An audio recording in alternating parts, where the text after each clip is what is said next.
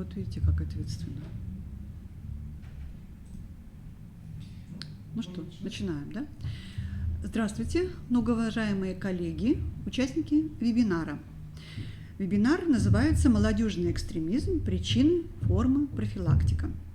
Для реализации программы вебинара приглашены, позвольте мне представить наших гостей, Асташова Татьяна Анатольевна, педагог-психолог Сыктывкарского торгово-технологического техникума, Иерей Максим Стыров, священник Сыктывкарской епархии Русской Православной Церкви.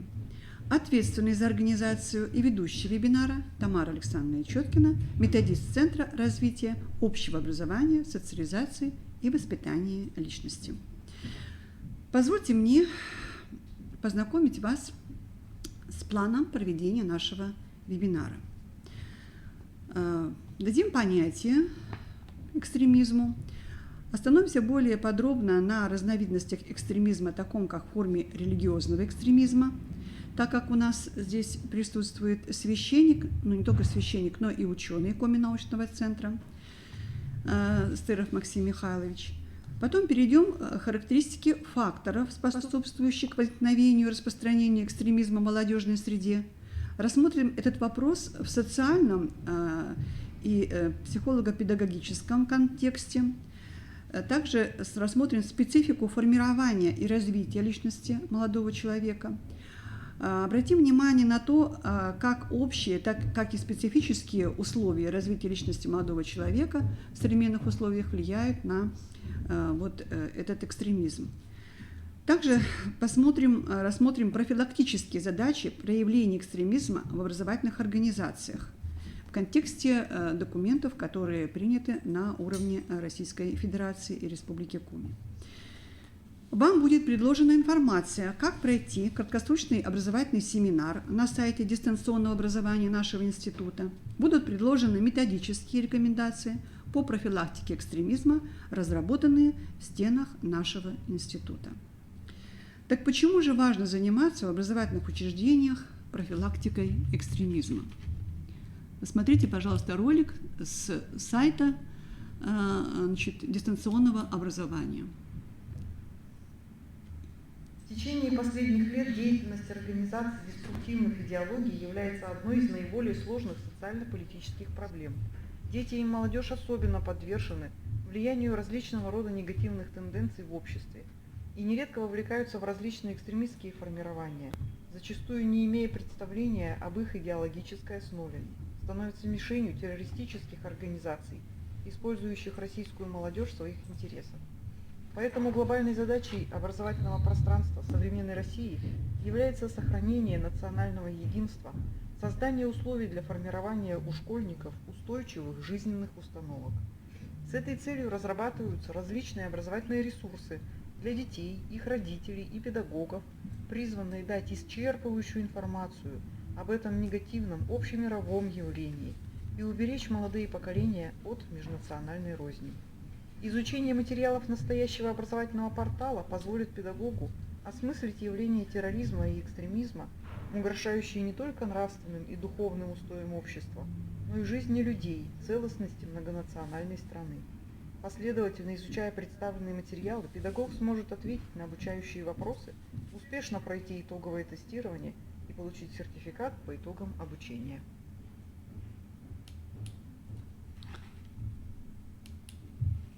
В течение последних лет деятельность организаций деструктивных идеологий является одной из наиболее сложных социально-политических проблем.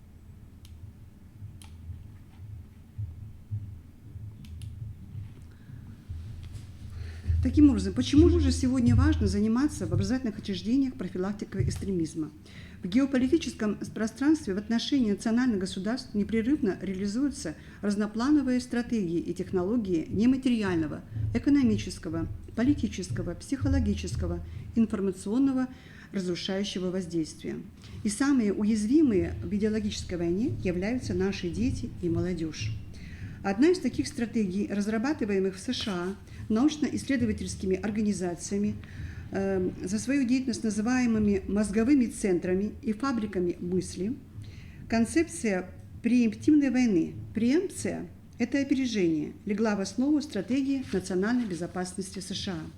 В ее рамках провозглашаются уничтожение потенциального противника задолго до того, как он мог бы им стать. По сути, благопристойное обозначение собственной агрессии, а само воздействие идет по 3 направлениям. Уничтожение режима – это разрушение механизмов государственности, демонизация лидеров, создание бунта и хаоса. Следующее направление – замена нации. Это внушение обществу ложных идей и смыслов, фальсификация истории, унификация культуры, замена языка, обесценивание национальных символов, выстраивание образа нового врага, изменение маркеров «свой-чужой», переидентификация нации. И, наконец, направление восстановления страны, переподчинение переделанной, в кавычках, нации новому геополитическому хозяину без возможности пересмотра этого решения. Особое внимание уделяется изменению национального самосознания, идентичности, культуры и языка. И не последнее место в этом списке занимают национальные символы, изначально находящиеся у любой нации в табуированной для инородного вторжения зоне. Вот, к примеру, об этом пишет Людмила Аркадьевна Рябиченко, руководитель экспертно-аналитического центра «Веритас» в своей статье «Фабрики мысли». Работают день и ночь и не останавливаются ни на минуту. Стратегия преэмптивной войны была с успехом отработана на Украине, а сейчас она полномасштабно разворачивается в России. В июне-августе этого года массированный удар обрушился на национальные символы страны, среди которых Красная площадь, Российская государственная библиотека, бывшая Государственная библиотека имени Владимира Ильича Ленина, в просторечии Ленинка, Московское метро, а также такой объект национальной памяти и символ героизма советского народа в годы Великой Отечественной войны, как блокада Ленинграда. Не будем голословны, приведем примеры из ее статьи. Красная площадь. Роль Красной площади как символа России и сакрального места нации неоспорима во всем мире. За 6 веков ее истории она была свидетелем всех главных исторических событий страны.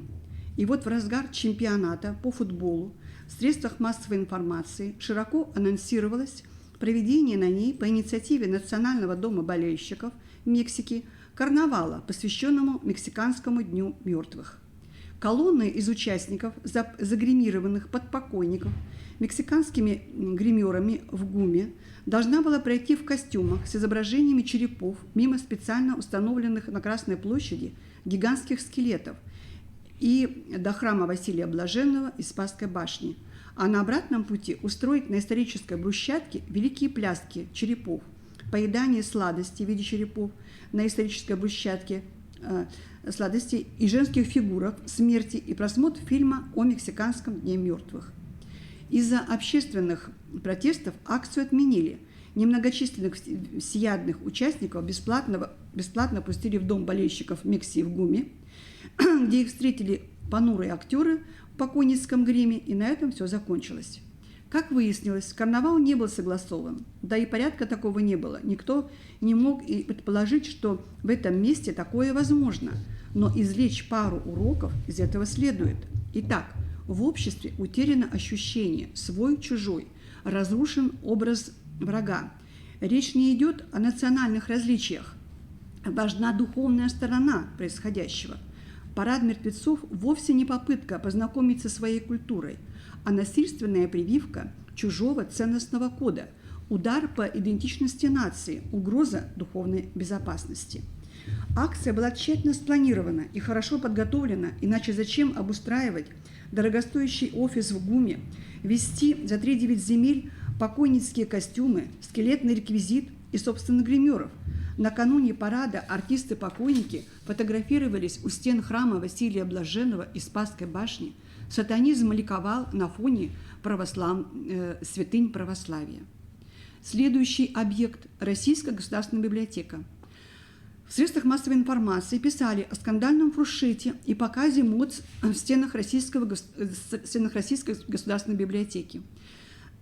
Когда ее закрыли на внеплановый санитарный день, во время которого устроили показ мод итальянского бренда, фотосессию для модного журнала, а затем фуршет с крабами и шампанским. Актриса Ингебора Даупкнайте на камеру топталась в красных шпильках по знаменитым столам самого большого в Европе читального зала с зелеными лампами. А светские львицы раскладывали прямо на столах бутерброды с икрой и шампанским и хвастали в Инстаграме фотографиями с фолиантами в жирных от угощения пальцах. Директор библиотеки прокомментировал события не менее скандально, заявив, что библиотека не религиозное учреждение и не кладбище, а живое пространство для живых людей. Безусловно, Ленинка не погост, но ведь она не частное заведение, отданное на откуп очередному директору, пусть и такому современному, как магистр делового администрирования Американского института бизнеса и экономики Вадима Дуда. Она – символ и собрание ценностей многовековой русской культуры, крупнейшее в мире хранилище культурной и национальной памяти народа. Следующий объект – блокада Ленинграда. Российское кино давно снискало печальную славу разрушителя нравственных основ общества. И скандальный фильм Андрея Красовского «Праздник» не исключение. С помощью надуманных коллизий о жизни, сытых привилегированных лиц и пытающихся подкормиться за их счет голодающих безнравственных людях, авторы глумятся над светлой памятью жителей блокадного Ленинграда и их героизмом, сделав трагедию, унесшую жизни миллионы людей, конвой комедийного сюжета. Защищая фильм от возмущения общественности, некая группа под названием «Киногильдия» заявила в средствах массовой информации, что нападающие на праздник, на этот фильм, защищают советскую партийную элиту, жировавшую самые тяжелые для народа годы. А поскольку цензура запрещена Конституцией Российской Федерации, то только суд имеет право устанавливать нарушение законодательства. Тезис про цензуру едва ли не самый популярный у либералов. Но только зачем же читать Конституцию выборочно? Ведь там есть пункт 3 статьи 55, гласящий, что государство может ограничить права и свободы человека и гражданина в той мере, в какой это необходимо для защиты общественной нравственности. Поэтому переписывание и фальсификация истории, ревизия героического прошлого страны, нарастающий процесс пересмотра итога Великой Отечественной войны, отрицание героизма, осмеяние героев и насильственная переоценка подвига – точное, рассчитанное направление удара и один из ключевых механизмов разрушения национальной идентичности. И здесь все средства хороши. Следующий объект – это московское метро. Москвичи и гости столицы не перестают ругать новую систему навигации московского метро. Из интуитивно понятной, логичной и яркой она превратилась в монстра, угнетающего запутанностью, безграмотностью, без связанных табличек и указателей. В Москве внезапно провели конкурс на ее замену, которую неожиданно, в кавычках, выиграли две британские компании городского дизайна и дизайн-студия Артемия Лебедева. Директор сети ИТ Майк Роулинсон заявил в СМИ, что западному человеку очень тяжело понимать кириллицу, и потрясающая архитектура московского метро отвлекает от дороги, и нужно сделать так, чтобы оно транслировало новые ценности, которым нужно учиться у Лондона. Вот таким образом в системе навигации и появились новые значки. Такие подходы, такая подача информации в психологии носит название двойного послания и представляет собой механизм искусственной шизофренизации и расщепления сознания. Теперь посещение московского метро стало игрой на выживание. Даже опытные пассажиры не всегда справляются с шарадами новой навигации и проскакивают нужную станцию или выскакивают по ошибке на другую улицу. Язык – это культурное ядро нации. Ни английский, ни китайский, ни другие иностранные языки не имеют никакого отношения к России.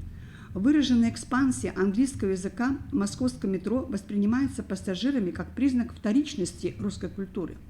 Считывается на бессознательном уровне, как очевидный признак подчиненного положения страны по отношению к Западу. В любой войне войска на оккупированной территории всегда начинали наводить порядок с установления указателей на своем языке, разрушает национальную идентичность и несет прямую угрозу национальной безопасности. Смысл преемптивной войны – изменение целеполагания нации. Поняв с чужой помощью про себя, что она оказывается вовсе не то, что ей прежде внушали, она станет считать оккупацию благом и с радостью примет нового хозяина, не помышляя об избавлении от него, и никаких бомбежек. Стратегия национальной безопасности Российской Федерации до 2020 года, принятая в декабре 2015 года, в которой культура, язык и духовно-нравственные ценности впервые названы объектами национальной безопасности, подлежащими защите государства, содержит перечень правильно понимаемых угроз и расставляет своевременные и важные акценты для их ликвидации. Но решение этих задач происходит неоправданно скудно и запоздало. И, видимо, не случайно в июле сего года секретарь Совета Безопасности Российской Федерации Николай Патрушев предложил принять превентивные меры по защите молодежи от влияния идейно-ценностной экспансии и пагубного информационно-психологического воздействия. Таким образом, уважаемые друзья, мы переходим к с вами вопросу основ правового регулирования сферы профилактики экстремизма на федеральном уровне. Мы видим вот эти документы, которые вы видите на слайде. На уровне Республики Коми сейчас действует у нас постановление правительства Республики Коми о стратегии социально-экономического развития Республики Коми на период до 2035 года. Также постановление правительства Республики Коми об утверждении региональной программы Республики Коми по укреплению единства российской нации и этнокультурному развитию народов России, Республика Коми, территория межнационального мира и согласия, действующая до 2020 года.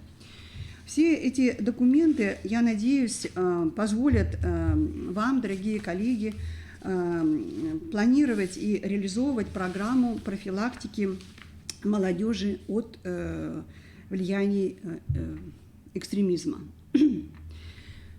Если посмотреть на выдержки из закона, то мы должны, очевидно, для себя определить, какие же могут быть риски в отношении наших молодых людей, наших детей. Конечно же, вот с такой проблемой, как насильственное изменение основ конституционного строя и нарушение целостности, мы, скорее всего, в своих образовательных организациях не встретимся, но есть ряд вот таких вот пунктов, как возбуждение социальной, расовой, национальной, религиозной розни, нарушение прав и свободы и законных интересов гражданина в зависимости от его социальной, расовой, национальной и религиозной или языковой принадлежности или отношения к религии, тоже возможно. Затем, например, пропаганда и публичное демонстрирование нацистской атрибутики и символики, либо атрибутики или символики, сходных с нацистской атрибутикой или символикой до степени смещения, либо публичное демонстрирование атрибутики или символики экстремистских организаций. К сожалению, наша молодежь вот к этому относится безответственно и может демонстрировать такие знаки. И, конечно же, публичные призывы к осуществлению указанных деяний либо массовое распространение заведомо экстремистских материалов, а равно их изготовление или хранение в целях массового распространения. Вот все это должно быть объектом нашего внимания и работы с молодежью в образовательных организациях. Наконец, мы с вами перейдем к понятию экстремизм от латинского слова «экстремус» – приверженность крайним взглядам, мерам в политике, религиозных и межнациональных и общественных отношениях, сопровождаемые призывами и оправданиями нелегитимного насилия, то есть осуществляемого в нарушении Конституции и законодательства, в адрес представителей отдельных социальных групп, институтов и органов. Вот такое понятие мы берем с вами на вооружение. И виды экстремизма. Значит, вы видите, что здесь у нас есть 4 вида экстремизма: политический, социально-протестный, религиозный, националистический. Конечно же, в чистом виде эти виды экстремизма могут и не встречаться, они могут быть в комплексе. Но мы более так подробно сегодня остановимся на религиозном виде экстремизма, поскольку у нас здесь есть с вами священник и специалист в области экономического развития, который мог бы понятие этого вида религиозного экстремизма нам пояснить. Так, и сейчас мы остановимся с вами на факторах, способствующих возникновению и распространению экстремизма в молодежной среде. И здесь уже более подробно мы будем эти факторы обсуждать с нашими гостями. Таким образом, в динамике изменений положения молодежи и ее жизнедеятельности можно выделить следующие основные факторы. Мы с вами воспользуемся монографией исследователя, ученого Авдеева Юрия Ильича, специалиста Российской академии наук. Он выделяет вот такие факторы, в рамках которых и мы с вами будем обсуждать. Демографическая ситуация, состояние здоровья. Продолжает снижаться общая численность молодого поколения. Резко ухудшаются показатели не только соматического, но и психического здоровья молодежи. И это подтверждают многочисленные исследования. Влияние негативных социально-экономических факторов, недостаточность услуг в области здравоохранения. В регионах отрицательно сказывается наступление в брак, рождаемость, продолжительность жизни. Типичной для нынешнего поколения является городская молодежь, выросшая в малодетной, зачастую неполной семье, где старшее поколение не уделяет ей достаточного внимания. Именно поэтому можно ожидать не только девиантного, но и делинквентного поведения среди молодежи и части общества. Понятие «делинквентность» данный термин охватывает множество различных нарушений правовых и социальных норм от простого озорства до криминальных действий. Образование и воспитание – следующий фактор. На современном этапе развития российского общества реальными стали тенденции утраты равенства граждан в получении образовательных услуг из-за низкого уровня доходов значительной части населения. Вследствие этого, вследствие недофинансирования материально-технической базы образования под вопрос поставлено качество подготовки специалистов разного уровня. Сокращается база исследований в высшей школе. В итоге в этих сферах быстро снижается и доля молодежи. Внедрение западных параметров и схем в большинстве случаев не дает желаемых позитивных результатов, но разрушает действующую национальную систему образования, которая доказала свою эффективность в подготовке высококвалифицированных специалистов. Следующее направление – социально-экономическое положение и стратификация. В связи с кризисными процессами социально-экономического положения молодежи по ряду основных показателей, конечно же, имеет тенденция к улучшению, но все-таки еще остро стоит эта проблема. Происходит воспроизводство бедности и социально неблагополучия значительной части молодежи. Отмечается одно из наиболее опасных явлений экономической жизни. Более половины работающей молодежи трудится не по специальности, которую приобрела в процессе обучения, либо вовсе не имеет профессии. Иными словами, воспроизводство молодежью профессионально-квалификационного потенциала входит в противоречие с его эффективным использованием. Резко падает ценность труда в структуре ценностной ориентации молодежи. Политическая активность и участие молодежи в управлении делами государства и общества.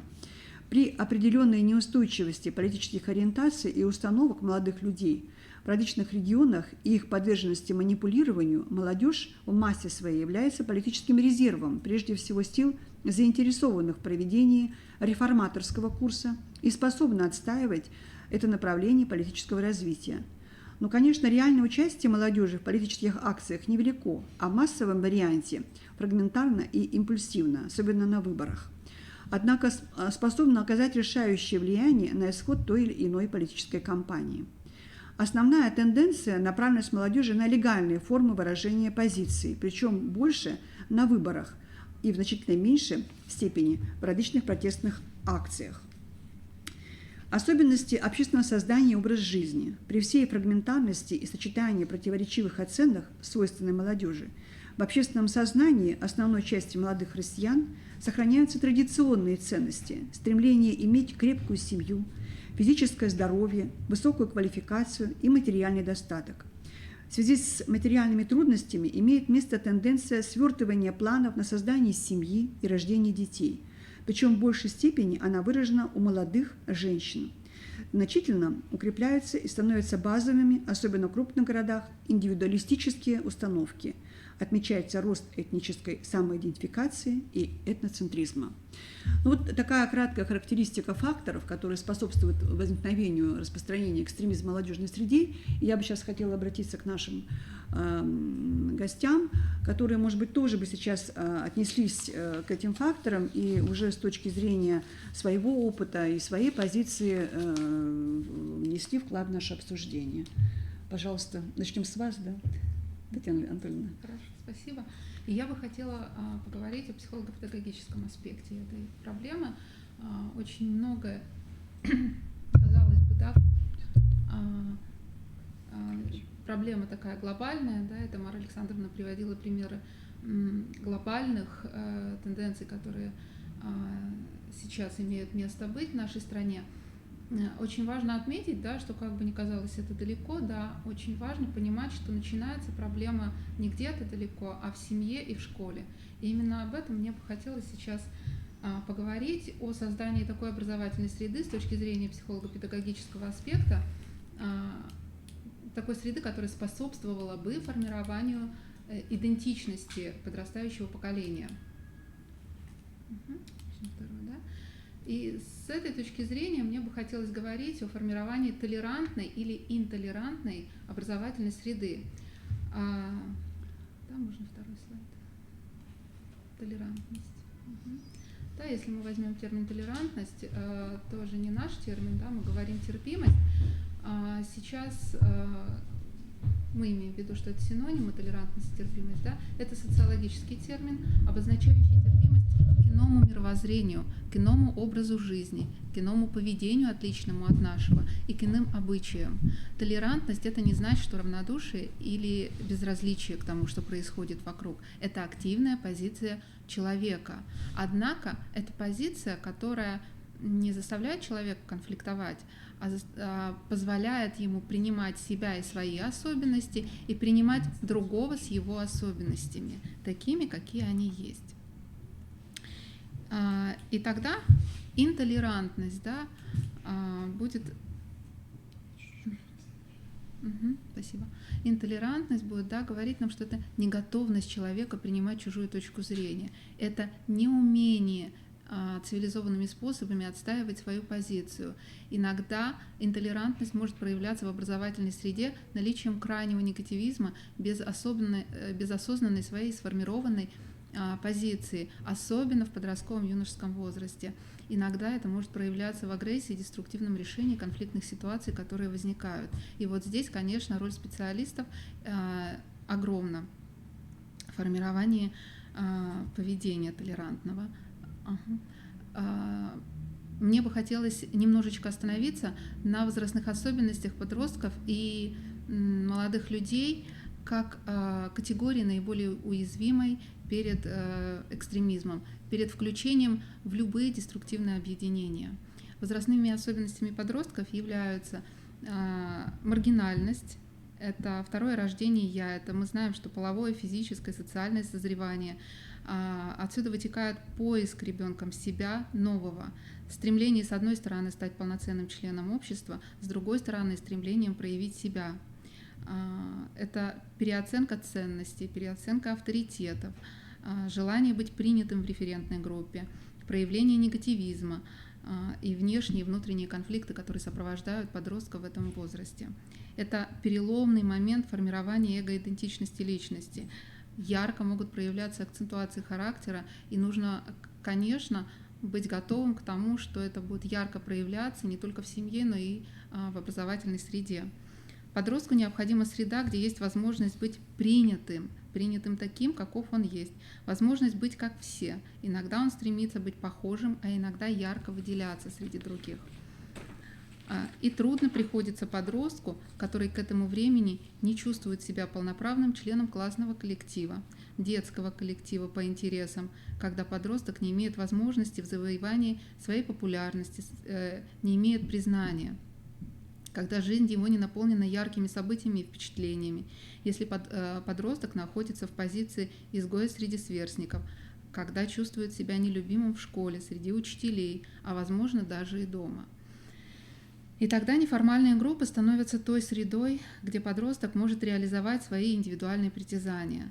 Например, притязания на лидерство или наоборот, на комфортное подчинение, на самореализацию в определенных видах деятельности. Иногда подросток просто ищет ответы на те вопросы, на которые он не получает ответа ни в семье, ни в школе.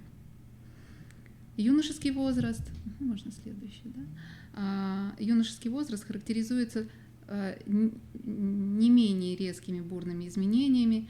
Немножечко снижается уровень, конечно, внешних и внутренних конфликтов, однако юношеский максимализм в требованиях к себе и к окружающим остается. У юноши остается яркое желание преобразовать окружающий мир. Проявление позитивных и негативных психологических особенностей молодых людей довольно сильно зависит от окружающей среды, в том числе от окружающей образовательной среды. Наличие конфликтов, ситуации непринятия, излишней требовательности или жесткости взрослых могут оказать негативное влияние на проявление поведения обучающихся. Можно следующий? Да? И тогда мы понимаем, что значимость образовательной среды огромна. Толерантная образовательная среда положительно влияет на формирование устойчивой самооценки подростков. Она способствует личностному и профессиональному самоопределению. Она помогает создавать ощущение безопасности и открытости окружающей среды. Она способствует снижению уровня тревожности, а соответственно и уровня агрессии в подростковой среде. Толерантная среда опирается на равноправие и доброжелательность в общении. И напротив, интолерантная образовательная среда способна усугубить возрастной кризис, его внешние проявления, и тогда мы видим, конечно, девиантное поведение подростков. Она может тормозить личностное и профессиональное самоопределение подрастающего поколения. Она может повышать уровень тревожности и внешне проявляться в агрессивном и деструктивном поведении. Она опирается на авторитарность и закрытость системы, когда подросток понимает, что во взрослую жизнь или в принятии школьных законов он не участвует и даже не имеет возможности участвовать. И тогда такая среда формирует недоверие и разобщенность. Все вот это то, что мне хотелось отметить. Значит, с точки зрения образовательной среды, да? Отец Максим, вот вы как-то можете сейчас отнестись к коллеге, которая вот говорила о социально-педагогической составляющей проявления экстремизма в молодежной среде? Да, действительно, образовательная среда может очень сильно повлиять на внутреннее самоощущение человека, на его расположенность к экстремизму. Тогда, вот, если позволите, я расскажу, немножко в чем-то повторюсь с этими мыслями, в чем-то чуть дополню. Первое, еще раз поприветствую всех, уважаемые коллеги, добрый день. Мне хотелось бы первое сказать, что мы сегодня говорим о религиозном экстремизме. Моя задача об этом сказать. Что любая религия, она всегда несколько экстремальна. Она всегда говорит о несовершенстве нашей жизни, она всегда говорит о том, что должен быть другой порядок, другое состояние человека, она зовет к другому укладу жизни и, собственно, и говорит, что цель жизни это находится за пределами самой земной жизни. И вместе с тем можно выделить именно экстремальные состояния религиозности. Это приверженность крайним взглядам, радикально отрицающим общественные нормы и правила. То есть мы видим здесь с вами, что разница в количестве. То есть это не очень сложно привести границу, очень сложно иногда обозначить грань. Но сейчас я назову некоторые признаки экстремизма, и вы почувствуете, что и умом, и интуицией всегда мы можем опознать подлинную религиозность и экстремистскую религиозность. Во-первых, это некие другие цели под прикрытием религии. То есть под религиозными лозунгами могут на самом деле реализовываться цели политические, финансовые, властные и так далее, личные какие-то. Второе – это коренной подрыв общественных устоев. То есть радикальное отрицание тех норм семейной жизни, экономического уклада, государственного строя, которые приняты в обществе. Практически все традиционные религии, они зовут к изменению самого человека, не внешнего строя. Очень важный момент, очень важный признак – это агрессия. Агрессия по отношению к неверующим или представителям другой веры. Стремление принудить, то есть насильно их вовлечь в свою веру. Нарушение свободы человека, насилие, давление, запугивание. Отрицание равноценности, вот это очень важная черта, отрицание равноценности всех людей. То есть если мы и в светской жизни, и, например, в православной вере, я думаю, что и в большинстве религий, мы исходим из того, что все люди изначально равны, и все люди имеют, вот, как сказано, по крайней мере, в христианстве, все люди имеют равные возможности для спасения, если при условии, скажем, при обращении к вере, то есть равные возможности обращения к вере, то экстремизм говорит о том, что какие-то люди изначально не такие, как мы, и они неполноценны по цвету кожи, по вере и так далее. Стремление к тоталитарному контролю за жизнью, резкое противопоставление чувства исключительного превосходства и презрения к другим людям, поспешность, революционность в действиях, апокалиптичность, когда говорят, что времени мало, что надо что-то делать срочно, что надо немедленно предпринимать какие-то действия, что все рушится. Это, как правило, тоже признак такого экстремизма. Радикальность в суждениях. Ну, например, когда человек говорит, об этом Татьяна Анатольевна тоже сказала, что, например, все плохо, то есть отрицает кардинально все. И действие, что надо все сломать и созидать все с нуля. Это преобладание критики и негативизма над созидательным позитивным мышлением. Это внутренняя особая сплоченность, хотя, конечно, особая сплоченность всегда характерна для любого сообщества, в том числе религиозного, но в экстремистских сообществах она может иметь особый характер. Прошу обратить внимание, последние два момента хочу сказать. Предпоследний – это апелляция не к разуму, а к эмоциям. Как правило, религия имеет разработанную систему разумных доводов. Вот, например, в Ветхом Завете это выражено словами «поучение сердца моего разума». То есть ум должен быть господином над сердцем, и те тезисы веры, которые мы держим в уме, которые мы постигаем своей интеллектуальной составляющей, они должны показывать дорогу, они должны управлять сердцем. Когда же идет давление исключительно на эмоции, на настроение человека, это признак нездоровой духовности. И последнее, я думаю, это очевидно для всех, это некая харизматичность. То есть присутствует, как правило, лидер, один или несколько, который признается непогрешимым, исключительным, объявляется, что до него никто так положение данной религии не толковал. Я обращаю внимание, что, естественно, в каждой религии есть свой, так сказать, основатель, тот, который изначально провозгласил данное учение, данную форму жизни, но речь идет о том, что сейчас уже спустя, скажем, несколько веков, лет, тысячелетий, если вдруг появляется человек, о котором говорят, что вот до него никто так наше положение религии не понимал, вот он исключительно он только может правильно учить. Это тоже признак некой неправильности. И вот завершив это перечисление признаков экстремизма, мне хотелось бы сказать, что он бывает не только религиозный, он бывает, и жизнь показывает, что он особенно силен и, может, даже страшнее, чем сам религиозный, это антирелигиозный экстремизм. То есть это в тех или иных формах гонений, ненависть, оскорбления, дискриминация по отношению к верующим людям, осквернение святынь, кощунство, хула и так далее. Вся наша история показывает примеры, к сожалению, такого не только на уровне личных убеждений, но бывало и на уровне общественных движений. В той или иной степени экстремистские проявления характерны для многих верований, практически, наверное, для всех. Как традиционных религий, то есть есть какие-то крайние течения, может быть, не так ярко себя проявляющие, так и, конечно, нет так называемых нетрадиционных культов и даже некоторых организаций, которые официально уже на уровне закона, суда признаны экстремистскими, деятельность которых в Российской Федерации запрещена.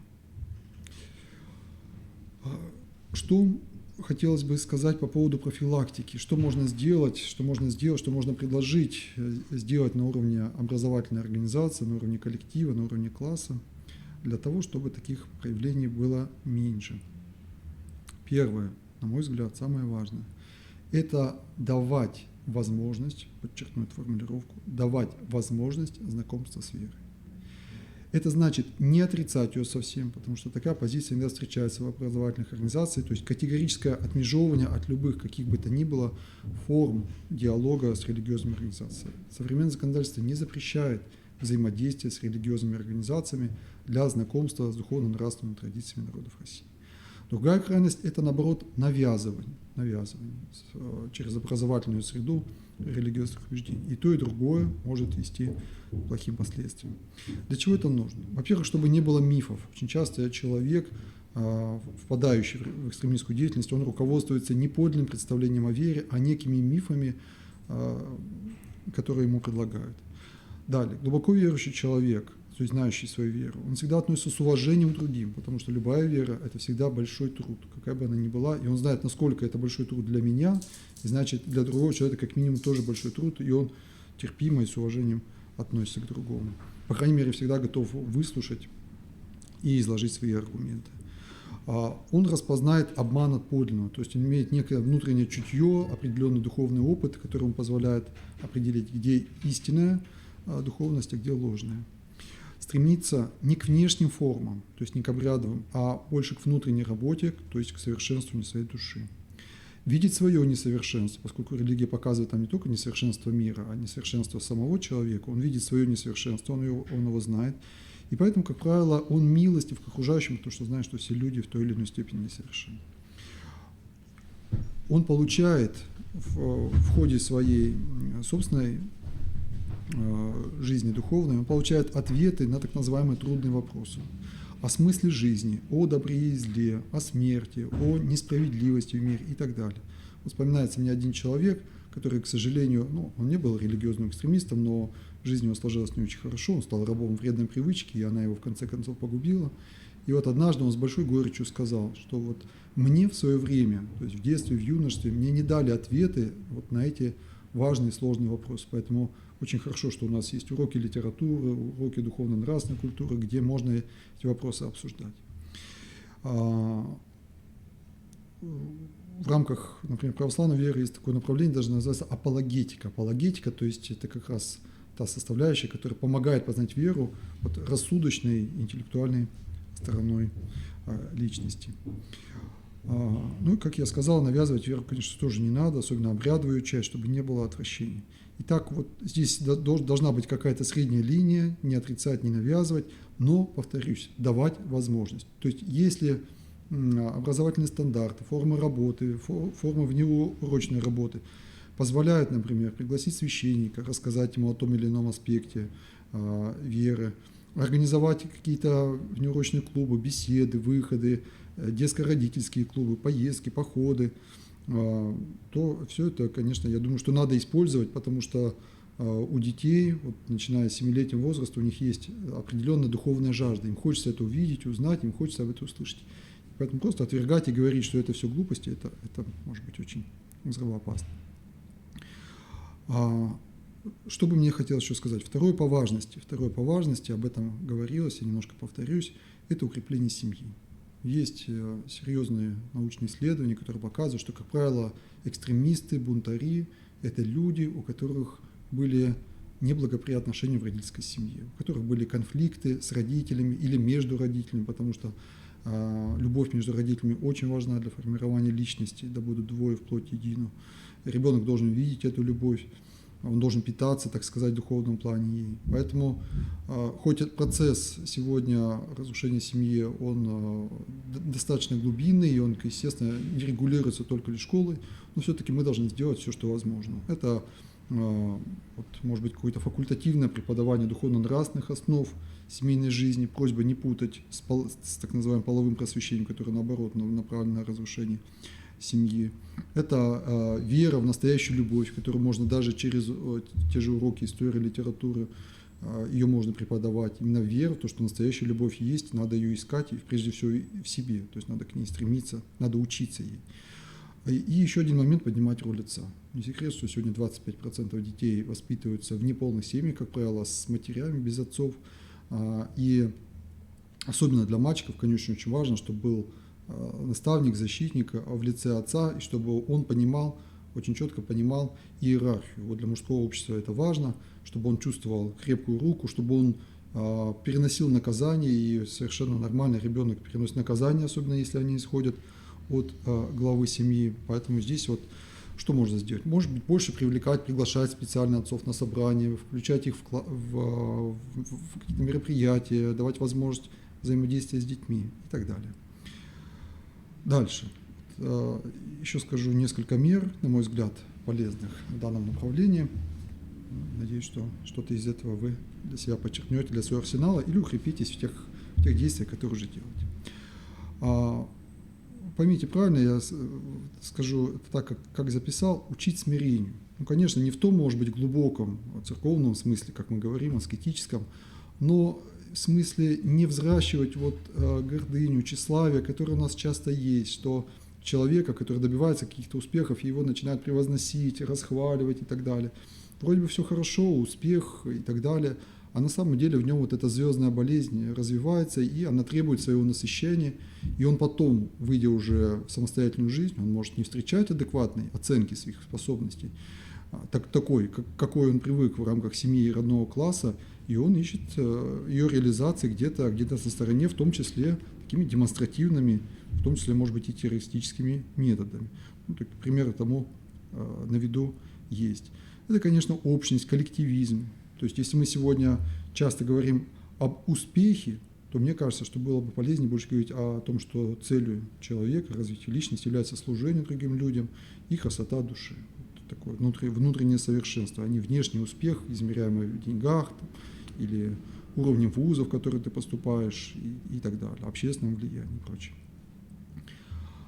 Следующее, о чем бы хотел сказать, это уважение к старшим вообще, в широком смысле, уважение к старшим вообще. Это уважение к учителям, к родителям, к бабушкам, дедушкам, уважение к государству, к праву, к законам, которые есть. Все это для нас, это все воплощается в заповеди «Чти отца и мать», то есть она подразумевает в себе это все. И потому что иногда возникает соблазн создать авторитет, такой некий через принижение других, через принижение других, не имеющих, то есть обладающих каким-то влиянием. В том числе, к сожалению, это происходит и в семьях. Особенно молодые родители, которые сейчас приводят детей, выросшие в эпоху такого нигилизма 90-х годов, конечно, у них отношение, в частности, к учителям есть некое пренебрежительное, они транслируют его детям, а по сути дела получают удар потом по самим себе. Как тут грамотно сделать? Надо, конечно, проводить какие-то родительские собрания. Может быть, там это с помощью грамотных лекторов, выступления даже не самого учителя, а сторонних специалистов, психологов. Может быть, надо в этом убеждать, что уважение к учителю, которое транслируется в семье, это залог уважения ребенка к своим родителям, к своей семье и вообще к общественным нормам. Конечно, мы все с вами видим, что в нашей жизни много тех или иных несовершенств. Плохие дороги, очереди в поликлиниках и так далее. Часто это ведет человека к острому переживанию несовершенства этого мира.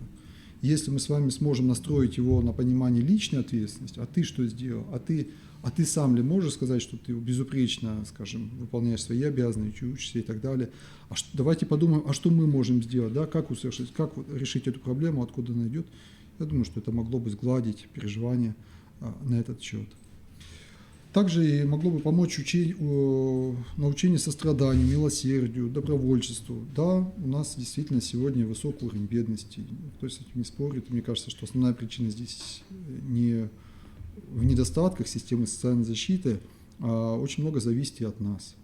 И еще один момент, если бывают и дети такие в классе, которые, например, из бедной семьи, не только им надо помогать, надо давать им возможность помогать другим. Помогать словом, душевным участием, делом, временем, потому что тот, кто помогает другим, он никогда не чувствует себя слабым, обделенным, наоборот, он чувствует себя сильным. Конечно, очень важное направление, я думаю, все об этом знают, я, может быть, буду банален, но давайте еще раз вместе задумаемся всегда нет предела совершенству, не правда ли?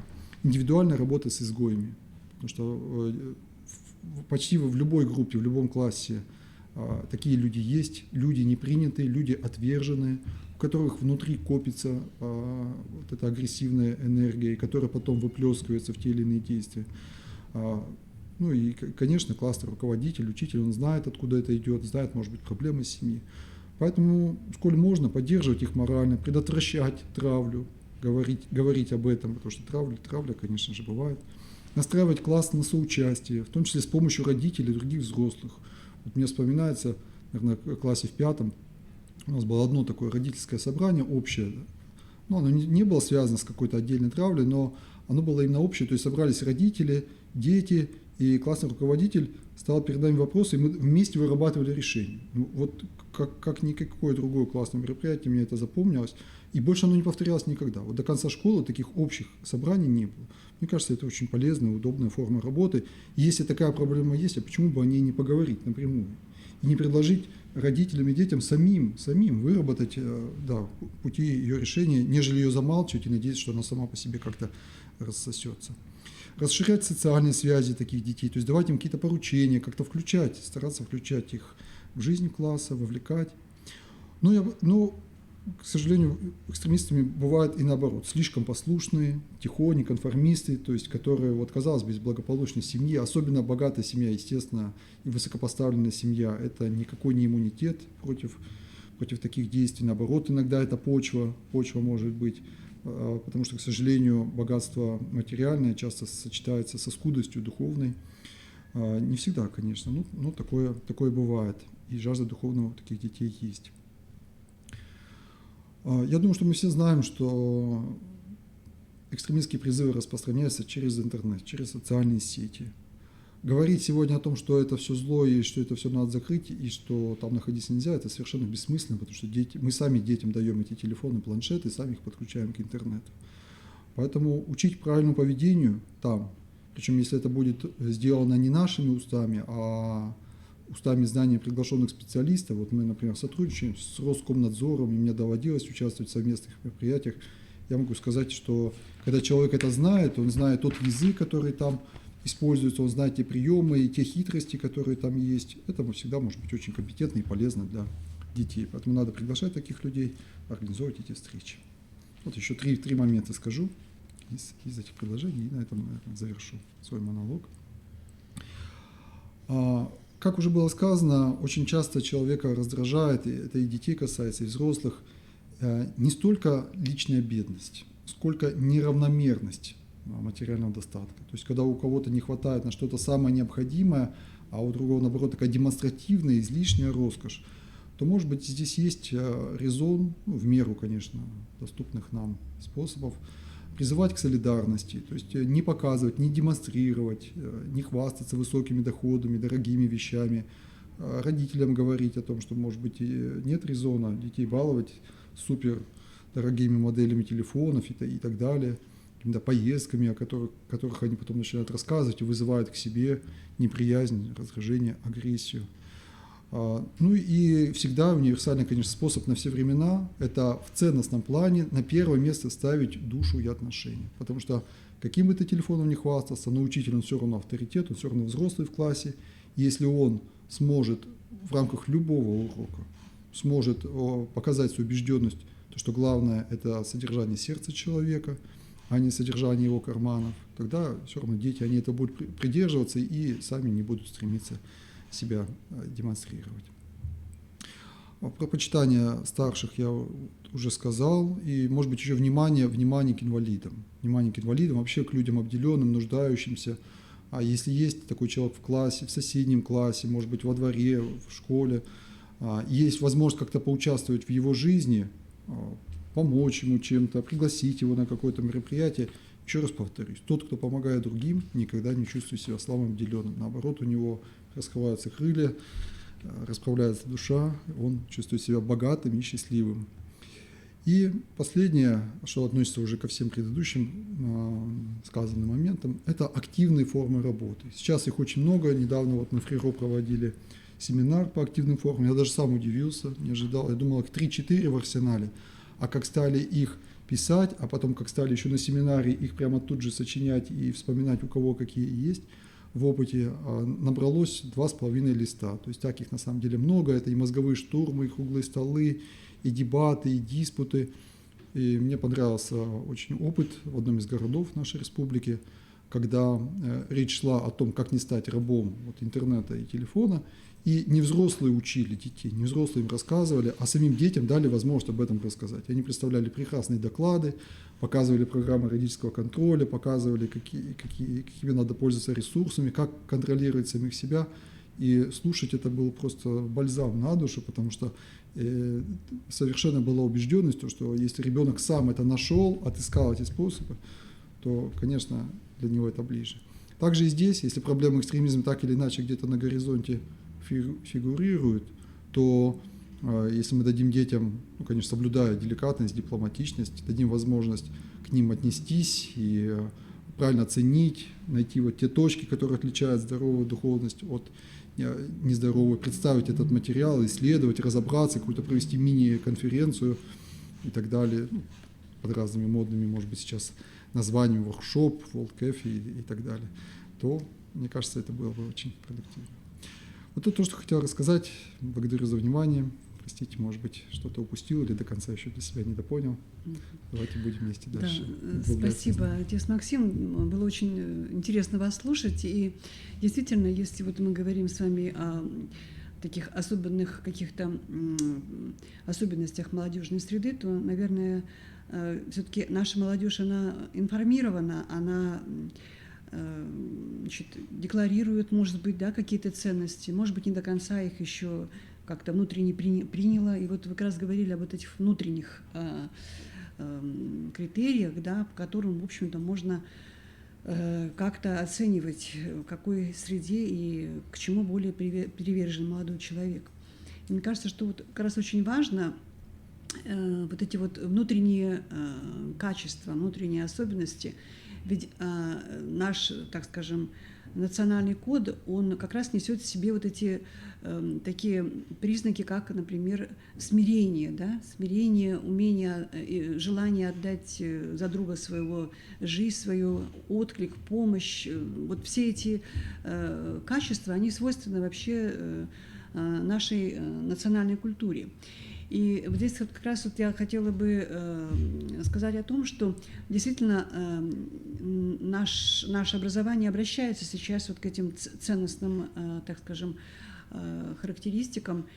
И вот будут писать сочинения наши 11-классники в этом году, и есть там такое направление, как раз вот, как они понимают такую категорию, как смирение. Вот. На самом деле, ведь молодежи не свойственно сейчас смиряться, да, и понятие смирения для них это как какая-то некая ущербность, да, а на самом деле это же ведь сила духа. Духовная сила, да, это действительно очень сложно и важно молодому человеку это осознать, а еще и идентифицироваться и поступать так вот, да, смиряться там в ситуации, когда лучше было бы поколотить или там выразить свое какое-то там нежелание, значит, адаптироваться к той или иной ситуации.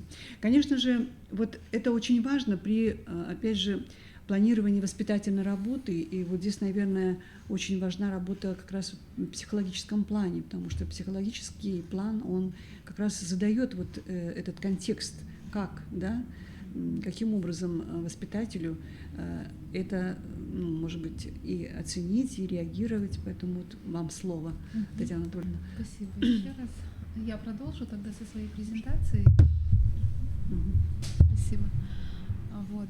Очень важные слова с моей точки зрения, несмотря на то, что образовательная организация имеет светский характер, с моей точки зрения очень важные слова говорил отец Максим Стыров, и наш техникум очень активно сотрудничает, и у нас подписано соглашение, и мы с удовольствием на наши воспитательные мероприятия обращаемся к помощи специалистов, которые могут детям рассказать правильно о церкви, так, чтобы и не отрицательно, и не как-то привлекая излишне, да, а просто объективно рассказать о том, что это такое, и давая возможность каждому ребенку, каждому подростку, каждому молодому человеку сделать выбор в зависимости от тех внутренних убеждений, которые у него есть. И очень важно, мне кажется, в сотрудничестве решать вот такие глобальные вопросы, которые стоят сейчас перед нами. Важно подчеркнуть, что основной задачей психолого-педагогической профилактики проявления экстремизма в образовательной организации — это, конечно, предупредить вовлечение несовершеннолетних в объединение экстремистского характера. Какой должен быть арсенал с психолого-педагогической точки зрения у классного руководителя, у педагога-психолога образовательной организации, у воспитательной службы в целом? Да, это, конечно, психолого-педагогическая диагностика, на которую мы можем опираться для того, чтобы определить, какие особенности в образовательной среде, какие особенности отношений сформированы в коллективах классных, какие особенности в целом, какое отношение, какие убеждения, какие нравственные ценности декларируют сегодня наши обучающиеся. Да, вот тут я привожу примеры тех диагностических материалов, которые можно использовать для того, чтобы изучать толерантность или интолерантность образовательной среды. Их сегодня достаточно много. Единственное, что важно подчеркнуть, что любая методика должна быть авторской, поэтому я привожу только те методики, которые сегодня имеют авторов, те, которые используются нами в образовании. Можно дальше. Следующим, да, на диагностике мы не останавливаемся, хотя очень важно, хотелось бы отметить, иногда этап диагностики может стать уже частично этапом коррекционно-развивающей работы, поскольку на моей практике всегда, когда мы занимаемся заполнением анкет, дети всегда задают вопросы. И только тогда, когда мы начинаем узнавать о том, что такое толерантность или интолерантность, и тогда, когда дети вчитываются осознанно в эти вопросы, тогда у них возникает желание познать глубоко эту тему. И уже коррекционная и развивающая работа, она начинается в период диагностической работы. Следующее, после диагностики, очень важно, конечно, работать над созданием толерантной образовательной среды. Для меня очень важно, как раз вот очень много, да, говорил об этом отец Максим Стыров, да, это развитие добровольчества, волонтерства в образовательной организации, это повышение статуса добровольца в образовательной среде. Это имеет огромное значение, когда любой подросток, любой молодой человек имеет возможность кому-то оказать помощь. Помощь безвозмездно, добровольно, исходя из своих личных внутренних побуждений. И когда у него эта возможность есть в образовательной организации, когда мы создаем отряд добровольческий, когда мы даем возможность включиться туда каждому человеку, попробовать себя, это очень хорошо. Следующее — это развитие школьного или студенческого самоуправления в образовательной организации, позитивное отношение к предложениям и замечаниям обучающихся. Очень важно отмечать те предложения, те замечания, которые исходят от самих обучающихся. Очень важно, чтобы они понимали, что они имеют возможность повлиять на ту образовательную среду, которая складывается сегодня в образовательной организации.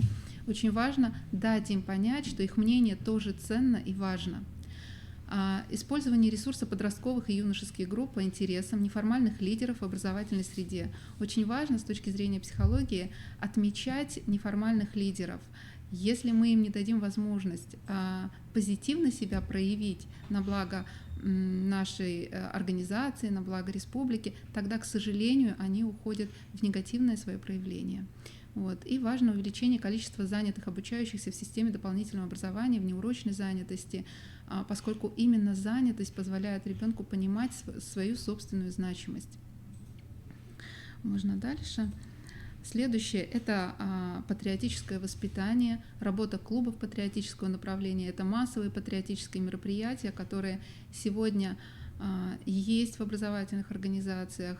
Очень важно, чтобы и к подготовке, и к организации таких мероприятий были привлечены сами учащиеся, чтобы не мы для них проводили, а чтобы они проводили сами для себя, чтобы они рассказывали о том, как это важно помнить о памятных датах, о событиях своей страны.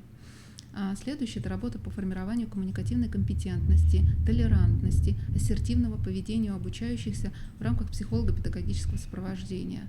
Да, очень важно, чтобы ребенок не просто имел свою точку зрения, но и мог ее высказать. Нам важно научить его это делать, и если он имеет возможность говорить, даже высказывая свою точку зрения, к которой мы можем относиться негативно, он должен понимать, что мы все равно его выслушаем, что мы будем организовывать диалог или полилог в рамках класса и классного часа. Очень важно учитывать особенности возраста при организации профилактической работы с подростками. Очень важно избегать методов прямой профилактики и использовать обучение равное равному, методы управляемой социализации, когда не мы сверху навязываем, что нужно ценить и уважать, а потихонечку передаем бразды правления в руки самих подростков, когда они сами другим ребятам рассказывают, почему важно так делать, почему добровольчество и волонтерство это интересно, потихонечку передавая вот эту вот возможность почувствовать себя взрослыми в нашей среде. Вот мне кажется, на это очень важно обращать внимание, выстраивая свою работу в образовательной организации.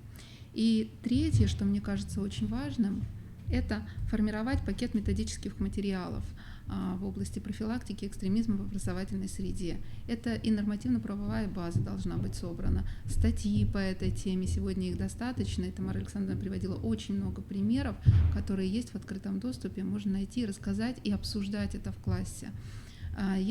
Можно сформировать рекомендации педагогам по формированию толерантной среды, можно сформировать памятки родителям, чтобы раздавать на родительском собрании, можно подготовить конспекты классных часов, мероприятий по этой тематике, ну и собрать диагностический инструментарий, который действительно будет работать в этой образовательной организации. Вот, это то, что касается именно психолого-педагогического аспекта. Да, у меня все, да, спасибо. Да, тоже очень содержательно. Спасибо, Татьяна Анатольевна, за ваше выступление, потому что тут, в общем-то, комплексно так представлена работа и педагога, и психолога, поэтому и руководителя, или заместителя руководителя организации по как раз направлениям, которые важны для профилактики экстремизма. Вот. Ну и если мы говорим с вами в целом о профилактике проявления терроризма, экстремизма в образовательных организациях, то эта работа должна быть ориентирована на решение следующих задач. Это недопущение распространения идеологии терроризма среди учащихся, и это формирование в молодежной среде неприятия идеологии терроризма в различных ее проявлениях. Как раз вот через эти комплексные мероприятия, о которых вы сейчас, Татьяна Анатольевна, говорили, я думаю, что эти задачи можно решить. И, конечно же, вот еще раз, да, как бы обобщая все, что вы сказали, важно это организовать постоянный мониторинг общественного мнения в молодежной среде в целях выявления радикальных настроений среди учащихся и студентов, разъяснять на постоянной основе сущность и общественную опасность терроризма, ответственность за совершение действий террористического характера, активно проводить пропагандистские мероприятия, направленные на дискредитацию террористической идеологии, формирование в молодежной среде идей межнациональной и межрелигиозной толерантности. Все это как раз вот будет способствовать решению задач. И планируя работу, педагог, конечно же, должен иметь какой-то ориентир, а для этого, значит, иметь план своей работы. Вот можно воспользоваться вот этими методическими рекомендациями для планирования этой работы. Вот примерно так может выглядеть план мероприятий по противодействию идеологии экстремизма заместителя директора по воспитательной работе, направления деятельности, которые можно использовать, планируя эту работу, если вот они тоже представлены.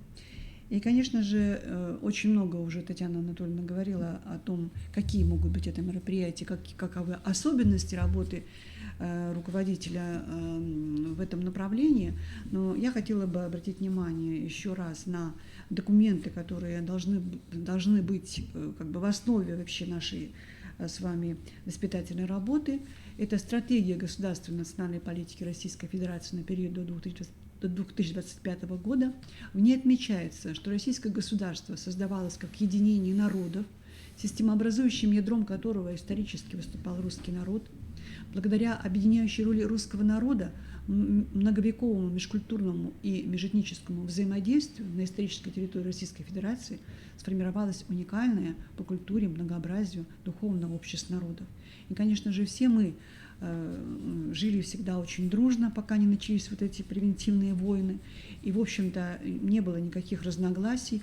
Культурные ценности, они действительно одинаковы для многих народов, а именно народов, населяющих нашу российскую территорию. И все это действовало и сопутствовало нашей такой уникальной, я бы сказала, дружбе народов. И еще один документ – это стратегия развития воспитания Российской Федерации на период до 2025 года. И очень важно, вот я тут выделяю некоторые тезисы из этой стратегии, которые действительно сейчас являются таким, ну что ли, ключевым ориентиром, поскольку идет переоценка ценностей сейчас у нас. Но это связано, опять же, вот этими превентивными войнами. И важно нам не потерять наш национальный культурный код. И вот, на мой взгляд, вот эти тезисы как раз об этом говорят, что приоритетная задача Российской Федерации – это формирование новых поколений, обладающих знаниями, умениями, которые отвечают требованиям 21 века, разделяющих традиционные нравственные ценности. То есть мы не пересматриваем наши традиционные ценности, мы должны их беречь и передавать из поколения в поколение, которые как раз и будут способствовать мирному созиданию и защите Родины. И ключевым инструментом решения этой задачи является воспитание детей. Очень хорошо, что сейчас система воспитания, она практически восстановлена в системе разных типов, всех типов образовательных организаций. И стратегические ориентиры воспитания, сформулированные президентом Российской Федерации Владимиром Владимировичем Путиным, это формирование гармоничной личности, это воспитание гражданина России, зрелого, ответственного человека, в котором сочетается любовь к большой и малой родине, общенациональная и этническая идентичность, уважение к культуре, традициям людей, которые живут рядом. И я думаю, что вот на таком посыле, да, на такой ноте, если мы будем с вами обращаться к нашим традициям, то никакой экстремизм нам не будет страшен. Спасибо за внимание. И я сейчас бы хотела продемонстрировать тот арсенал, который имеется у нас в руках нашего института. Были разработаны, ну, во-первых, я хотела обратить ваше внимание на вот такой документ, который тоже очень важен при планировании работы. Это в 2016 году проходил такой вот в Государственной Думе Российской Федерации проходило такое заседание, круглый стол по теме духовно-нравственного воспитания в системе образования, состояние, проблемы и перспективы в рамках 5-х рождественских парламентских встреч 25-х международных рождественских обязательных чтений. Это такой объемный документ на 25 страниц, где, в общем-то, говорится об итогах, некоторых итогах воспитательной работы и в то же время о задачах и приоритетах, которые необходимо ставить в образовательных организациях. Я думаю, что этот документ мы выложим тоже рядом с записью нашего вебинара, и можно будет с ним ознакомиться. И имеются вот еще такие сборники, которые вышли в разное время в нашем институте. Вот такие методические рекомендации. Профилактика экстремизма, национализма и укрепление межнациональных, межкультурных отношений в условиях работы образовательных организаций общего образования. Но, в принципе, их можно использовать и в профессиональных образовательных организациях. Вот, составителем являюсь этих рекомендаций я. И здесь вот можете посмотреть содержание. То есть, вот, в принципе, здесь можно тоже найти материалы, которые будут интересны для планирования работы по этому направлению. Здесь имеется также опыт работы педагогов Республики Коми в формировании этнокультурной этнической идентичности, формировании гражданской идентичности, формировании общечеловеческой, общекультурной идентичности, словарь терминов. Вот такие методические рекомендации. Еще сборник опыта работы коллег в образовании, который называется «По профилактике экстремизма, национализма, укреплению межнациональных, межкультурных отношений в Республике Коми». И здесь вот тоже под моим составлением собраны материалы ряда наших коллег по такими темами. Организация образовательного пространства. Вот вы видите, здесь представлены различные и профессиональных образовательных организаций, и общеобразовательных, формирование социальных норм толерантности и доверия, формирование гражданской идентичности, и также имеются программы духовно-нравственного образования в системе дошкольного образования в контексте формирования гражданской идентичности. Конечно же, здесь вот как раз охват имеет с дошкольного и по уровень профессионального образования. Я думаю, что это тоже будет полезно для работы с нашими учащимися. И вот если вернуться опять к открытым дистанционным курсам, которые у нас есть здесь, то я вот хотела бы обратить внимание на то, что здесь вот на этих курсах, они 12-часовые, вы обучаетесь бесплатно, получаете документ об образовании. Вот только здесь не совсем непонятно, где-то написано 12, где-то 16 часов. Вот, простите, я этот вопрос не урегулировала, но я думаю, что можно потом будет это отрегулировать. И вот здесь как раз вот рассматриваются нормативно-правовые основы противодействия идеологии терроризма. Тут акцент как бы на терроризм больше.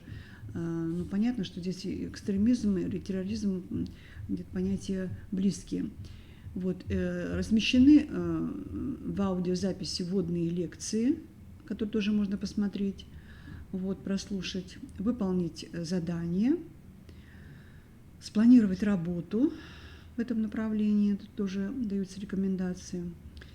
Вот, и разные материалы, источники, которые можно тоже будет использовать, методические материалы, и итоговый тест, который проходит слушатель и получает документ о дистанционных курсах.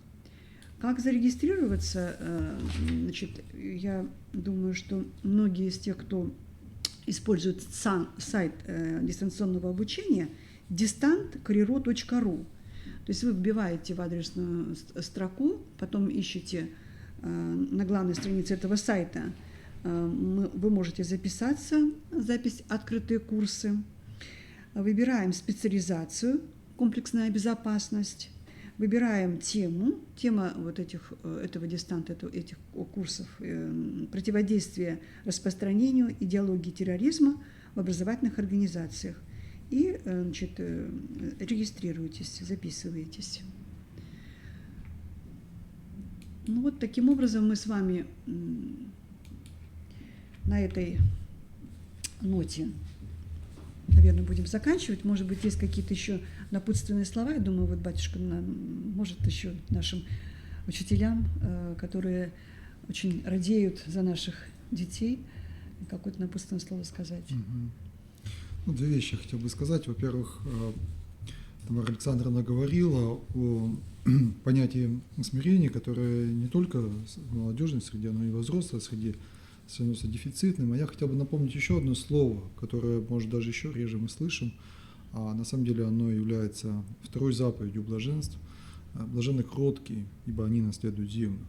Кротость – это, во-первых, и готовность уступить, это и готовность услужить, это понимание своего несовершенства. И вместе с тем это довольство, то есть довольство тем положением, в котором ты находишься, и внешнее положение, об этом идет речь. И вместе с тем кротость – это готовность стоять за свои убеждения до конца, то есть защитить свою семью, родину, в том числе, если надо, и ценой собственной жизни. Это и позволяло нашим предкам во все предыдущие века пока сохранять нашу родину цельной, независимой, суверенной. И кротость, вот было хорошо сказано, я хочу эту мысль повторить, о том, что это в том числе готовность подставить вторую щеку, когда у тебя ударяют по первой. Это не слабость. Когда человек способен подставить вторую щеку, это духовно сильный человек. Он сильнее того, кто его бьет. Поэтому ему это не страшно. Ну и второе, я хотел привести пример. Вот довелось мне недавно беседовать с одним школьником, 14 лет ему возраста, и он говорит о том, что... Я хотел привести пример о том, что, как важно обратить внимание на слова, которые иногда говорят дети. Он сказал, что я очень хочу вот быть военным, а у него по физическим ограничениям и по некоторым психическим недостаткам, он говорит, я знаю, что меня в армию не возьмут, поэтому у меня план такой, вот чуть-чуть подрасту и куда-нибудь я поеду учиться, я знаю, что вот там бандформирования, они берут всех и учат бесплатно. То есть вот видите, такой склад мысли у человека в голове есть, он во многом у него, конечно, сложная судьба, он лишен сейчас заботы и попечения родителей. И вот я подумал о том, что, может быть, он сказал об этом и в первый раз. И, может быть, он об этом, может, не скажет никому и никогда. Вот он так в разговоре, у него душа открылась, он этим поделился. Я сейчас намерен подыскать для него возможность где-то в военно-патриотическом клубе заниматься, чтобы он сейчас вот реализовал вот эту свою тягу к милитаризму. Я думаю, что она пройдет со временем, то есть пройдут годы, и он как-то реализуется, успокоится. Но обращаю внимание на то, что иногда дети вот могут сокровенное сказать вот так, казалось бы, мимоходом, поделиться, а потом спустя год скажут, ну я же говорил об этом, меня же вот не услышали, не обратили внимания. Поэтому дай Бог нам быть всем внимательными друг к другу и к произносимым словам.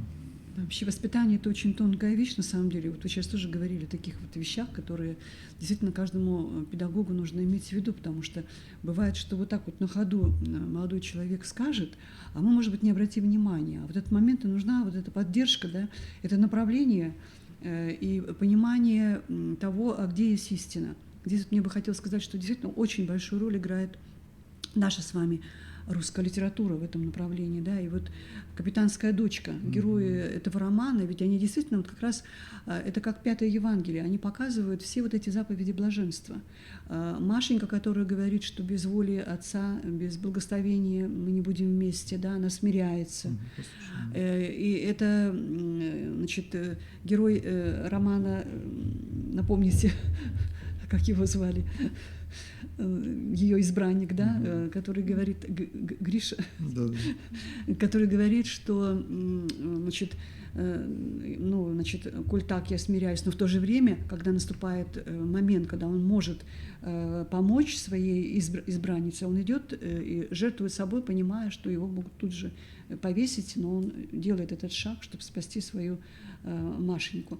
То есть вот эти, я думаю, что вот демонстрация вот таких вот примеров из русской литературы, этих героев, она должна вот как раз вот показывать этот образец поведения молодым людям, и чего вот действительно не хватает, да, это того, что наша молодежь сейчас, к сожалению, мало читает. И, может быть, эти вот образцы, источники, которые могли бы как-то скорректировать их поведение, бывают для них за 7 замками. Вот что очень, конечно, печально, да. И искажение, вот опять же, классики, которая сейчас идет через кинофильмы, оно вот как раз тоже еще подтверждает вот то, в какой мы опасной ситуации сейчас воспитываем наших детей. Татьяна Анатольевна, что вы по этому поводу можете сказать, тоже заключение? Ну, да, спасибо. Я тоже думаю, что очень важно оставаться неравнодушными. Наши дети ищут возможность, ищут человека, которому они могут открыться, которому они могут рассказать. И в образовательной среде очень важно понимать, что мы не можем быть классным руководителем на час, на 2, а потом идти домой. Вот, к сожалению, как бы порой не хотелось говорить о современных понятиях тайм-менеджмента, о современных понятиях как-то вот заботы о себе, очень важно понимать, что рядом с нами находятся дети, которые в будущем, да, тоже будут представлять свою страну, и одно правильное и вовремя сказанное слово имеет огромное значение для развития человека в целом и для развития нашего будущего. Вот это очень важно помнить. Ну и воспользовавшись тем, что с нами рядом священник, я бы хотела вспомнить, недавно читала в соцсетях такой небольшой ролик выступления протоиерея Дмитрия Смирнова, где его спрашивают, что такое духовная жизнь. Вот. И, знаете, меня вот это потрясло, что он говорит, что это не стояние с молитвословом у икон, духовная жизнь, да, а духовная жизнь – это постоянная самоотдача. То есть тогда, когда вот, и он приводит пример материнства, тогда, когда мать, забывая себя, дни и ночи проводит там, с больным ребенком, там, или вот как раз педагог, да, тоже забывая семью свою, думает о своих воспитанниках, да, вот в этом как раз и заключается духовная жизнь. И в этом как раз подвиг вот и воспитателя, и педагога, и, конечно же, материнства, и отцовства. Раз вы ко мне обратились, я хотел бы все-таки чуть-чуть добавить, что это должно сочетаться, потому что такое радикальное отрицание, что сейчас часто это звучит, оно фигурирует как-то в разговорах, что вот это неформальная молитва, это не обязательно хождение в храм и так далее, это вот обязательно добрый поступок.